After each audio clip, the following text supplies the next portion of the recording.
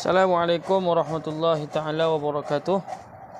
InsyaAllah pada hari ini saya akan kongsikan dengan tuan-tuan kaedah untuk menukar baris daripada fi'il madhi dan juga fi'il mudhari' yang maklum kepada fi'il madhi dan juga fi'il mudhari' yang majhul.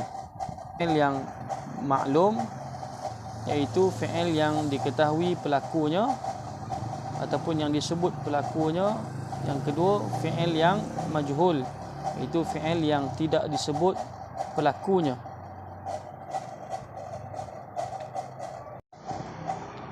Fi'il yang disebut pelakunya disebut sebagai fi'il maklum. Fi'il maklum. Maklum iaitu yang disebut pelakunya. Yang disebut pelakunya.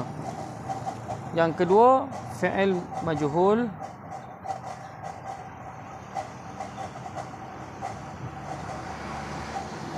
iaitu yang tidak disebut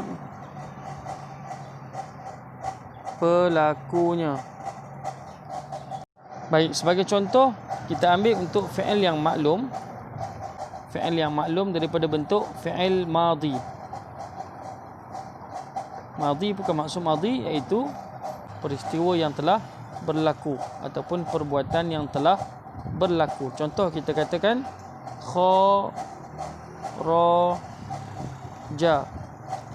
Kharaja maksudnya telah keluar. Telah keluar. Jadi mesti disebut siapakah pelakunya ataupun mesti diketahui siapakah pelakunya. Sama ada kita sebut secara jelas kharaja Muhammadun. Kharaja Muhammadun, maka pelakunya itu adalah Muhammad. Ataupun kita tidak sebut Muhammadun, kita tidak sebut nama, tetapi kita sebutkan di sini ada satu dhamir yang tersembunyi, satu kata ganti nama yang tersembunyi, iaitu huwa. Iaitu huwa. Katalah kalau kita padam Muhammadun, kita takdirkan dan kita andaikan dengan satu kata ganti nama, iaitu huwa. Dia seorang lelaki telah keluar.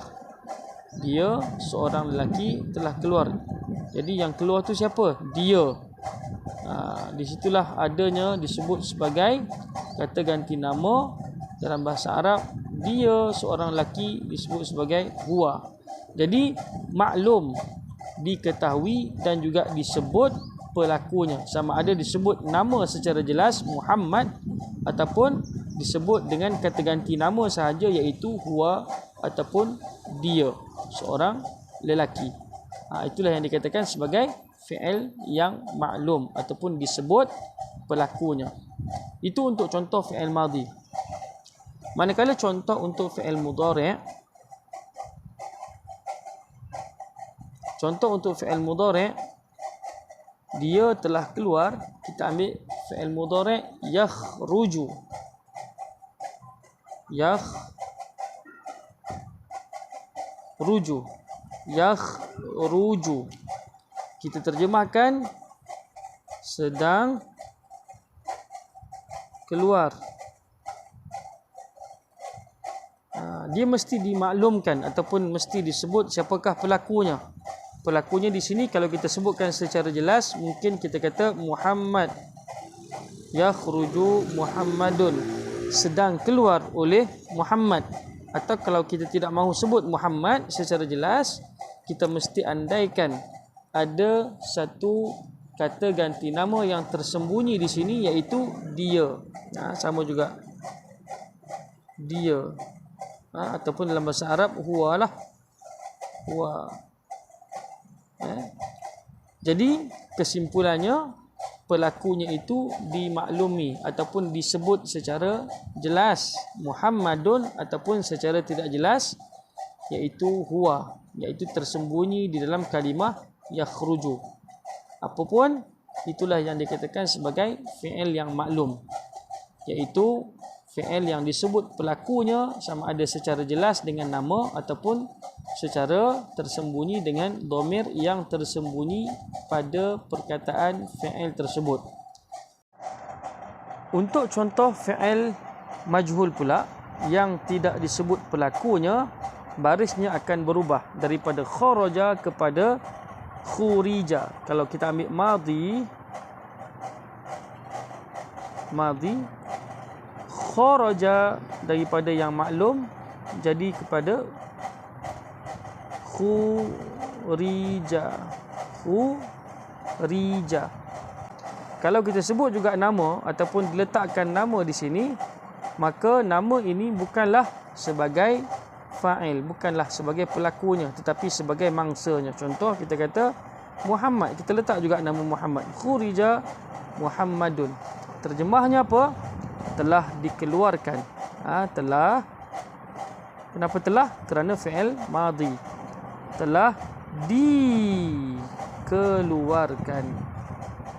Terjemahannya sudah pun berubah. Kalau kat sini telah keluar, so yang keluar tu siapa? Muhammad. Kalau di sini telah dikeluarkan, maksudnya Muhammad telah dikeluarkan. Kalau kita tidak mahu sebut Muhammad dengan jelas, kita andaikan sahaja ada dhamir yang tersembunyi, iaitu dia. Huwa khurija, telah dikeluarkan. Maka di sini bukan pelaku. Muhammad ini bukan pelaku, tetapi mangsa. Muhammad ini adalah mangsa yang telah dikeluarkan. Siapakah pelaku yang mengeluarkan Muhammad? Pelaku inilah yang kita tidak ketahui. Tidak ketahui pelakunya. Tidak ketahui pelaku. Maknanya apa? Tidak tahu siapakah yang keluarkan Muhammad. Kalau kita ambil contoh lain, duriba.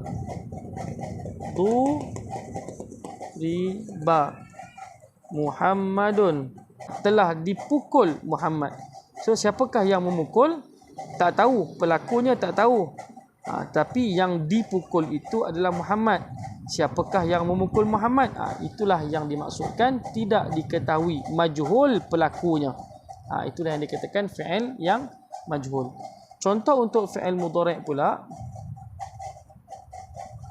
daripada perkataan yang sama, yakhruju, kita tukar kepada fi'il mudhari' yang majhul, yukhraju. Barisnya akan berubah ketika mana jadi majhul.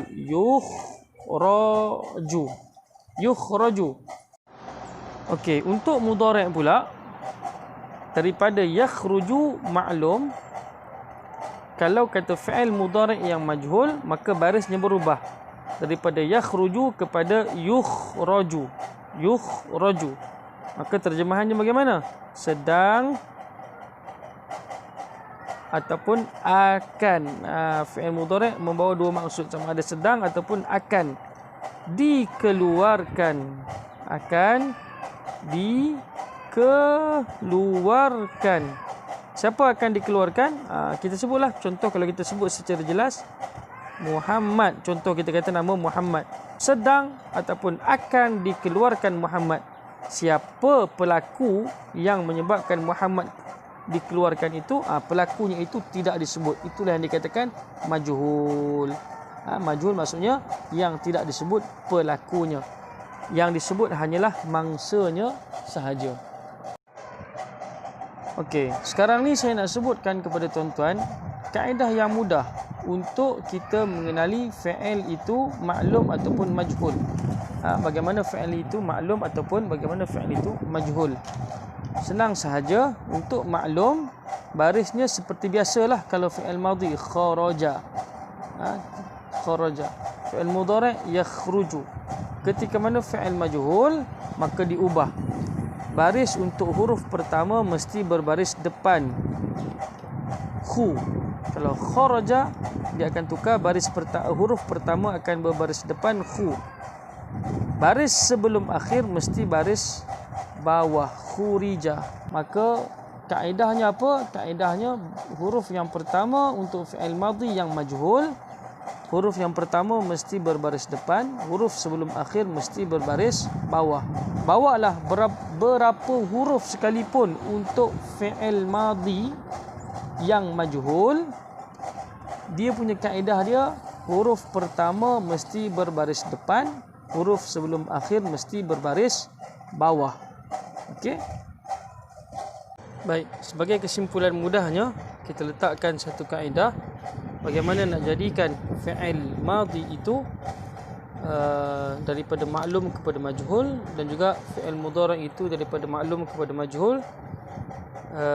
Kita letakkan satu kaedah, iaitu huruf yang pertama, kalau fi'il madhi itu fi'il yang majhul, maka huruf yang pertama berbaris depan dan huruf yang sebelum akhir berbaris bawah. Contohnya khurija, khurija. Kita ambil perkataan lain, daraba, dia akan jadi duriba. Kalau kita ambil perkataan lain, istaghfara, dia akan jadi ustughfira.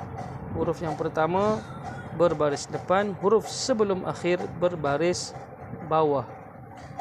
Kharaja jadi khurija, istaghfara jadi ustughfira. Baik, itu untuk fi'il madhi yang majhul. Kalau fi'il mudhari' majhul, huruf pertama berbaris depan dan huruf sebelum akhir berbaris atas. Contohnya yukhraju, yukhraju, huruf pertama berbaris hadapan dan huruf sebelum akhir berbaris atas. Kalau kita kata istaghfara, yastaghfiru, yastaghfiru, kita akan baca huruf pertama berbaris depan yus, huruf yang sebelum akhir berbaris atas yustaghfa, yustaghfaru. Nah, itu kaedah untuk menukar daripada fi'il madhi majhul, fi'il madhi maklum kepada fi'il madhi majhul, dan juga fi'il mudhari' maklum kepada fi'il mudhari' majhul. Baik, sebagai peringatan terakhir dan juga perhatian yang terakhir, bahawa fi'il maklum dan juga fi'il majhul itu hanya berlaku untuk fi'il madhi dan juga fi'il mudhari' sahaja. Untuk majhul, untuk maklum dan majhul itu hanya berlaku untuk madhi dan mudhari' sahaja. Dia tidak terkait dengan fi'il amar ataupun fi'il nahi. Hanya dua fi'il ini sahaja, iaitu fi'il madhi dan juga fi'il mudhari' sahaja yang akan berlaku pertukaran antara maklum dan juga majhul. Moga-moga ada manfaat. Jangan lupa komen kalau sekiranya ada teguran, ada cadangan dan sebagainya. Like dan juga kongsikan kepada rakan-rakan yang lain.